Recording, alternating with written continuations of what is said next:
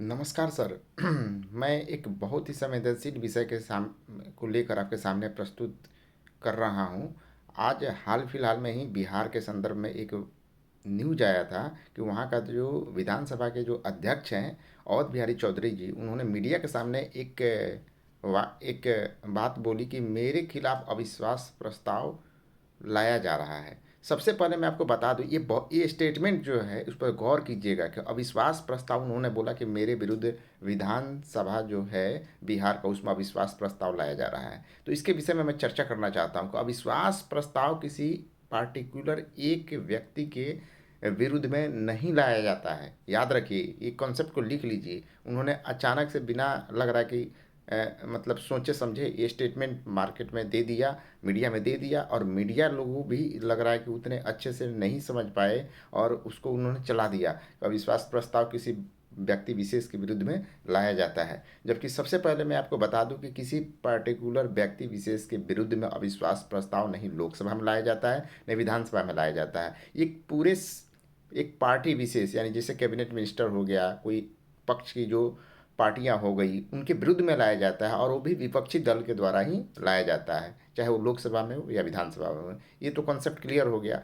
Next में हम चलते हैं कि अविश्वास प्रस्ताव जब नहीं लाया जाता तो उनको इस जगह पर क्या बोलना चाहिए था। तो इस जगह पर उनको ये बोलना चाहिए था कि मेरे खिलाफ एक रिजोल्यूशन लाया जा रहा है। क्योंकि अगर देखिएगा तो पहले जब आरजेडी और जेडीयू का जब संयुक्त सरकार था, उस समय दोनों के पास बहुमत थी, और दोनों ने मिल के अवध बिहारी चौधरी जी को विधानसभा का अध्यक्ष चुना था। परंतु सरकार अभी जेडीयू बीजेपी के साथ मिलकर अलग सरकार बना लिया, और इसके कारण आरजेडी खेमे में संख्या कम हो गई, और जो अवध बिहारी चौधरी है वो आरजेडी के लीडर हैं। इस प्रकार से देखिएगा तो ये चल रहा है कि वापस हम लोग पुनः एक नया अध्यक्ष का चुनाव करेंगे। तो सबसे पहली बात कि अगर किसी अध्यक्ष को हटाना और नया अध्यक्ष को चुनना है तो इसकी क्या प्रक्रिया है। तो सबसे पहले अभी तो देखिए, अध्यक्ष तो उन पर खुद ही रिजोल्यूशन लाने का चल रहा है। तो एक लिखित रिजोल्यूशन जो है वो अभी विधानसभा के जो सचिव हैं उनको दिया जाएगा, और 14 दिन की नोटिस पीरियड इशू किया जाएगा कि भाई 14 दिन में आपको या सदन को, जितने भी वहाँ पर सदस्य हैं, उनके खिलाफ में जो एक सूचना दी गई है वो 14 दिन का नोटिस पीरियड दे के, और एक एक रिजोल्यूशन पास किया जाएगा। और 1/10 जो सदस्य हैं अगर उतना रिजोल्यूशन दे देते हैं तो उस पर सचिव को इस पर एक्शन लेना होगा। अब हम बात करते हैं कि ठीक है, 14 दिन मान लीजिए बीत गया, और अब समय आ गया है कि नया अध्यक्ष की चुनाव किया जाए। अब हम उस पर बात करते हैं कि क्या ये अध्यक्ष, क्योंकि ऐसा नियमता देखिए, तो अध्यक्ष एक बार अगर हट गए तो नेक्स्ट बार जब तक नया विधानसभा की गठन नहीं हो जाती है तब तक वही अध्यक्ष काम करते रहते हैं। ठीक है, इतना तो समझ गए। तो इस ड्यूरेशन में देखिएगा तो अभी उन्होंने त्यागपत्र दिया नहीं है, तो यानी अभी भी वो विधानसभा का अध्यक्ष हैं।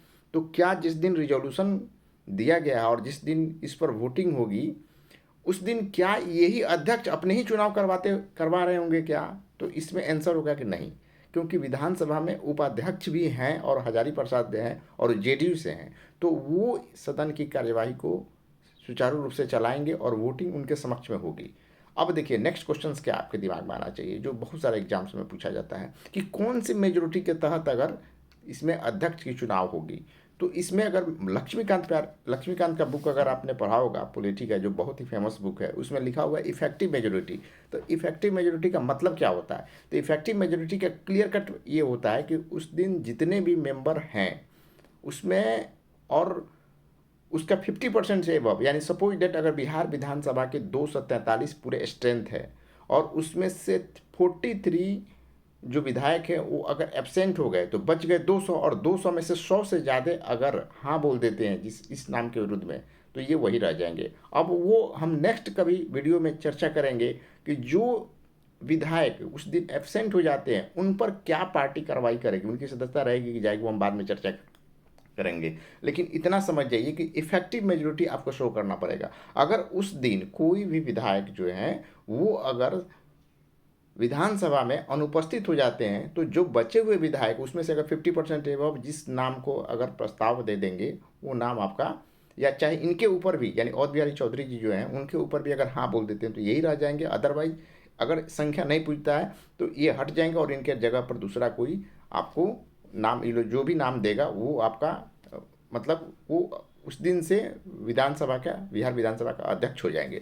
तो इसमें 3 और 4 जो काफ़ी महत्वपूर्ण बात है जो आपको दिमाग में रख लेना चाहिए। और एक और सबसे बड़ी इंपॉर्टेंट जो कई सारे एग्जामों में पूछा गया है और 99.9% लोग इसमें गलत आंसर किए हैं, वो मैं आपको बताना चाहता हूँ कि अगर सपोज डेट मान के चलिए कि वोट टाई हो गया, तो उस समय और एक इनका वोट अगर है जो डिसाइड कर सकता है कि ये जिधर देंगे उधर जीत हो जाएगी, तो उस समय में अगर डिफरेंस ज़्यादा है दोनों के विरुद्ध में, सपोज अगर 200 लोग प्रेजेंट है और एक साइड 110 है और एक साइड 90 है, तो ये अपना वोट देंगे, कोई दिक्कत नहीं, क्योंकि यहाँ पर इनको देने और ना देने से कोई फर्क नहीं पड़ता है।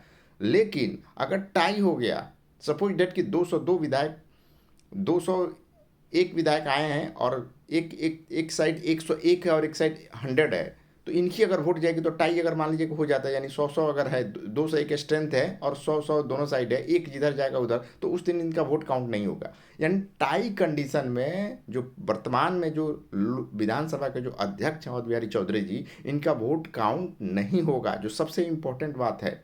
तो इस प्रकार से हम लोग देखें कि किस कंडीशन के थ्रू इनकी उस दिन चुनाव होगा, कैसे नए बिहार विधानसभा का अध्यक्ष उनकी चुनाव होगी, उस दिन कौन विधानसभा का जो उपाध्यक्ष है वो उस दिन कार्रवाई करेंगे, ये एज ए सदस्य की तरह बैठे रहेंगे।